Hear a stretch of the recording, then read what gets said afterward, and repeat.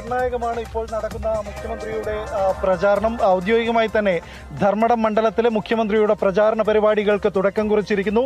മട്ടന്നൂർ എയർപോർട്ടിൽ അദ്ദേഹം ഇറങ്ങി ഇവിടെ നിന്ന് റോഡ് ഷോയായാണ് പിണറായിയിലേക്ക്, അദ്ദേഹത്തിന്റെ ജന്മനാട്ടിലേക്ക് പോകുന്നത്.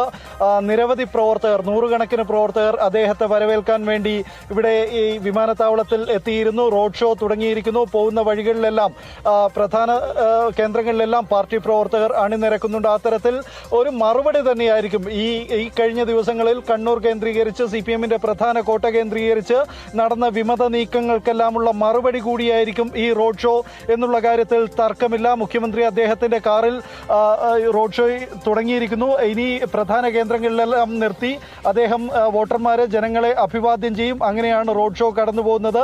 ഇനിയിപ്പോൾ ഇന്ന് TK ഗോവിന്ദന്റെ മരുമകളുടെ കാര്യം നേരത്തെ പറയുകയുണ്ടായി അശ്വിൻ. അവരടക്കമുള്ളവർ, TK സുലേഖ അടക്കമുള്ളവർ